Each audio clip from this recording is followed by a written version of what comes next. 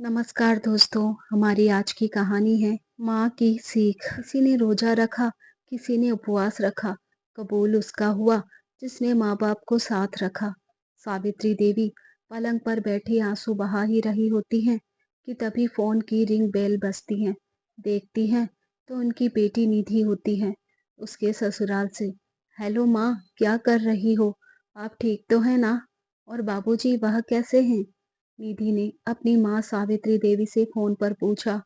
तब सावित्री देवी धीमी आवाज में बोली कि हाँ बेटी, मैं तो ठीक ही हूँ, भगवान की दया से। क्या बात है माँ, तबीयत ठीक नहीं है या फिर थक गई है? सब ठीक तो है ना? तब सावित्री देवी धीरे से बोली, हाँ बेटा, सब ठीक ही है। और तबीयत का क्या है, अब इस उम्र में तो यह लगा ही रहता है। और माँ, नई भाभी क्या कर रही हैं? भैया कैसे हैं? निधि ने बात बदलते हुए पूछा। कुछ महीने पहले ब्याह कर आई अपनी नई भाभी शीतल के बारे में उत्सुकता से पूछा। तब सावित्री देवी बोली, बाजार गई है वह। अच्छा, तो फिर अकेले गई है या किसी के साथ? नहीं, तुम्हारे भैया के साथ गई है। सावित्री देवी दुखी होकर बोली, अच्छा मम्मी, तो आप इतनी दुखी होकर क्यों बता रही हैं? भाभी भैया के साथ गई हैं, शायद आप ज्यादा ही थकी हुई हैं या फिर कोई बात है। अब बेटी निधि, तुझे क्या ही बताऊं, कलयुग आ गया है बेटा। बेटा ना रहा और बहू बहू ना रही। तुम्हें पता है, तुम्हारी भाभी शीतल अपनी रसोई अलग कर रही है।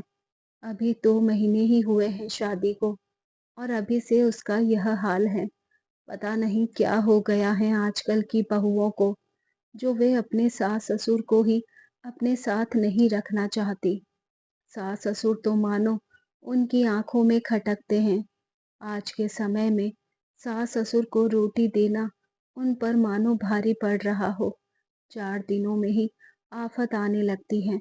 बस इसी खातिर बाजार गई है, तुम्हारे भैया के साथ अपनी घर गृहस्थी का सामान लाने के लिए। सावित्री देवी दुखी मन से आह भरते हुए बोली, लेकिन माँ, भाभी ऐसा कैसे कर सकती हैं? उनको आपके साथ रहने में क्या परेशानी है? आप तो उनको बिल्कुल अपनी पलकों पर बिठा कर रखती हैं, कभी उन्हें ना नुकुर नहीं करती। फिर क्या दिक्कत हो गई जो वह ऐसा कर रही है? अपनी माँ सावित्री देवी की बात सुन निधि गुस्से में तमतमाते हुए बोली, निधि बेटा, जरूर हम में कोई कमी होगी, तभी उसको हमारे अंदर कमी नजर आ रही है और वह हमसे अलग होना चाहती है। वरना क्यों हमसे अलग होती? अब तू अपने आप को ही देख ले। अपने सास ससुर की इकलौती बहू है तू, लेकिन समधन जी और समधी जी को बुढ़ापे में 4 रोटियां खिलाने के लिए भी उनके साथ कोई नहीं है। समधन जी तो बेचारी बुढ़ापे में भी रोटियां खुद से सेक कर खा रही है और समधी जी को भी खिला रही है। मुझे तो उन दोनों में कोई बुराई नजर नहीं आती, लेकिन तुम ही उन्हें नहीं मानती। तुम्हें तो उन दोनों का स्वभाव बिल्कुल ही समझ नहीं आता। बेचारी तुम्हारी सास भी तो तुम्हें पलकों पर बैठा कर रखती थी। अब जब तुम अपने सास ससुर के साथ बुढ़ापे में ऐसा कर सकती हो, तो तुम्हारी भाभी क्यों पीछे रहेगी? वह भी हमारे साथ ऐसा करेंगी, क्योंकि हो तो तुम सब एक ही थाली के चट्टे बट्टे। पता नहीं क्या हो गया है इस दुनिया को। सावित्री देवी ने फिर से दुखी होते हुए कहा, देखिए माँ, आप तो मेरे सास की बात ही मत कीजिए। हर समय उनकी बड़बड़ाहट और सास ससुर जी का रोना गाना, यहाँ मत जाओ, वहाँ मत जाओ, यह मत करो, वह मत करो, हर वक्त टोका टाकी करते रहते हैं। अब यह बातें मेरी बर्दाश्त के बाहर थी, तभी मैंने ऐसा कदम उठाया था। लेकिन मुझे आप पर भरोसा है, आप और बाबूजी ऐसा नहीं करते होंगे भाभी के साथ। फिर उनको क्या परेशानी हो गई? निधि अपनी माँ सावित्री देवी से चिढ़कर बोली, अरे बेटा, किसी के दिमाग को क्या कहा जा सकता है? हो सकता है बहू को हमारे अंदर भी कोई ऐसी बुराई नजर आ रही हो, जैसी तुम्हें अपने सास ससुर में नजर आती है। अब जब नई नई दुल्हन ब्याह कर आएगी, तो उसे घर के कायदे कानून और संस्कार तो सीखने ही पड़ते हैं। अब आजकल की बहू बेटे इसको टोका टाकी समझ ले तो क्या है, क्या ही कहा जा सकता है उनके दिमाग को। हमारे जमाने में तो जब हम ब्याह कर आए थे तब हमारे सास हर वक्त हमें ताना कसा करती थी, पर हम लोग तो उनके सामने जुबान भी नहीं खोल सकते थे। अगर ज्यादा ही हो जाता तो कोने में बैठकर आंसू बहा लेते, और अगर आंसू बहाते हुए भी कोई देख ले तो फिर और ज्यादा आफत आ जाती। मगर आजकल की बहुएं, अगर उन्हें सास जरा सा कुछ भी कह दे तो मायके जाकर बैठ जाती हैं या अलग होने का फैसला सुना देती हैं, और साथ ही साथ उनके बुढ़ापे के सहारे उनके दिल के टुकड़े को, उनके बेटे को भी उनसे अलग कर देती हैं।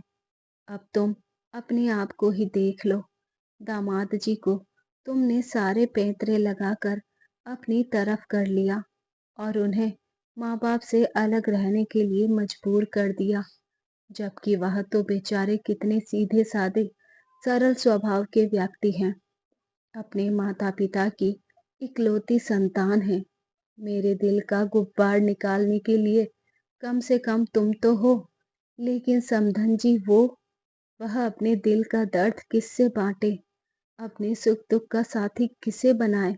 आखिर अपने पति को अपना दुख बताकर वह और परेशान क्यों करे। ईश्वर ने उन्हें बेटी भी तो नहीं दी है। यह कहते कहते सावित्री देवी का गला रोंद गया। वो अपनी समधन जी और समधी जी का दर्द महसूस करने लगी कि कितना ज्यादा बुरा लगता है जब अपनी सगी औलाद, अपने बेटे बहू एक ही घर में होते हुए अलग अलग होकर रहते हैं, उनके ही सामने अलग रसोई बनाते हैं। सावित्री देवी आंखों में आंसू लिए बोली। तब निधि अपनी माँ की बात सुन बहुत चक्की रह गई।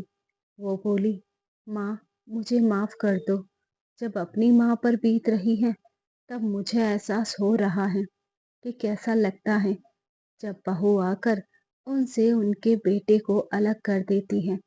माँ, कितना बुरा लगेगा जब कभी मैं वहां पर आऊंगी, तब भाभी अलग रसोई में खाना बनाएंगी और भैया वह भी हमसे मुझे अच्छे से बात नहीं करेंगे, और अपनी माँ को बुढ़ापे में चूल्हे पर रोटियां सेकते देखूंगी। कहते कहते निधि की आंखें भर आई, वह सिसक पड़ी। तब सावित्री देवी बोली कि बेटे, यही तो मैं तुझे कब से समझाने की कोशिश कर रही हूँ कि जैसा तुम आज अपने सास ससुर के साथ करोगी, कल को तुम्हारे साथ भी तुम्हारी औलाद वही करेगी। जो इंसान अपने माँ बाप का दिल दुखाता है वह कभी खुश नहीं रह पाता। मेरी बच्ची, तुम यह बेहतर जानती हो, तुम्हारे सास ससुर भी माँ बाप समान ही हैं। वह भी तुम्हें बेटी की तरह ही प्यार करते हैं, बस तुम उन्हें उस रूप में देखती ही नहीं। जैसा इंसान होता है वैसा ही काटता है। सावित्री देवी आज सच में ही बहुत ज्यादा दुखी थी। निधि ने फिर से अपनी माँ से माफी मांगी। माँ, मुझे माफ कर दो। मैं आज के आज ही अपने सास और ससुर दोनों से माफी मांग लूंगी, और अपने पति राजेश से भी, क्योंकि मैंने ही जबरदस्ती उनको अलग होने के लिए मजबूर किया था। मम्मी, मेरे सास ससुर बहुत अच्छे हैं, वह जरूर मुझे माफ कर देंगे, और भगवान करे भाभी को भी कोई सद्बुद्धि दे दे। मम्मी, आप चिंता मत कीजिए, मैं जब वहां आऊंगी तो भाभी को जरूर समझाऊंगी कि वह ऐसा ना करे, कि वह मेरे माँ बाप को बुढ़ापे में रोटी सेकने के लिए मजबूर ना करे। मेरी माँ बहुत अच्छी है। अब तो निधि जैसे रोने को आ रही थी, उसका गला भर आया था, क्योंकि जो आज उसने अपने सास ससुर के साथ किया था वही उसकी माँ भुगतने जा रही थी, और वह कुछ भी नहीं कर सकती थी, और कल को उसके बच्चे भी उसके साथ यही करेंगे। लेकिन आज वह अपनी स्थिति से कुछ सीख सकती है, क्योंकि उसके सास ससुर ने उसके साथ कभी गलत नहीं किया था। वह उसे हमेशा सीख देने का प्रयास करते रहे, जिसको वह टोका टाकी समझकर चिढ़ती रही, और अपने सास ससुर को गलत समझती रही थी। लेकिन वह अब इस गलती को बिल्कुल भी नहीं दोहराएंगी, क्योंकि मम्मी जी और पापा जी से अलग रहकर मेरे पति राजेश भी अब उदास रहने लगे थे। तब सावित्री देवी बोली कि भगवान करे बेटे ऐसा ही हो, और तुम्हारी भाभी को भी कोई सद्बुद्धि देने वाला मिल जाए। तुम्हारे सास ससुर तो बहुत दिल वाले हैं, जो आज तक वह चुप ही रहे। उन्होंने आज तक कोई भी शिकायत हमसे तुम्हारी नहीं की, हमेशा चुप ही रही। वरना कोई और होता तो हमें बहुत कोसता काटता। इतना कहकर दुखी मन से सावित्री देवी ने फोन काट दिया। अब निधि जाकर अपनी सास बीना देवी के गले लग गई। उनसे रोते हुए माफी मांगने लगी। मम्मी जी, मुझे माफ कर दो। मैंने बहुत बड़ी गलती की। आपको आपके बेटे से अलग कर दिया, अपनी रसोई अलग कर दी। मैं अपनी इस गलती को सुधारना चाहती हूँ। मम्मी जी, आज मेरी भाभी भी माँ के साथ यही कर रही है, जो मैंने आप लोगों के साथ किया। लेकिन मैं अब अपनी इस गलती को सुधारना चाहती हूँ। क्या पता मुझे देखकर भाभी को भी अक्ल आ जाए और वह मेरे माँ बाप के साथ ऐसा ना करे। तभी निधि के ससुर जी अपना चश्मा ठीक करते हुए बोले, क्या हुआ निधि बेटा, आज तुम दुखी लग रही हो, कुछ हुआ है क्या? तब निधि रोंदे गले से बोली कि हाँ पापा जी, मुझे इतनी बड़ी गलती हो गई थी। मेरी आंखों पर जो पर्दा पड़ा हुआ था, आज वह उठ चुका है। मैंने हमेशा आप दोनों को गलत समझा। मुझे माफ कर दीजिए। मुझसे बहुत बड़ी गलती हो गई। आज से मैं आपके साथ ही रहूंगी और सब साथ में मिलजुल कर रहेंगे। खाना पीना सब एक साथ ही करेंगे, कहकर निधि और जोर जोर से रोने लगी। उसकी सास बीना देवी ने उसे चुप कराया। तब वह बोली कि कोई बात नहीं बेटा, हमने तुम्हें माफ कर दिया। अगर सुबह का भूला शाम को घर आ जाए तो उसे भूला नहीं कहते। तुम बिल्कुल भी चिंता मत करो। देखना, मैं और तुम्हारे पापा जाकर तुम्हारी भाभी को समझाएंगे और वह हमारी बात जरूर मानेंगी। सचमुच मम्मी? हाँ मेरी प्यारी बेटी, बीना देवी एक समझदार सास की तरह बोली।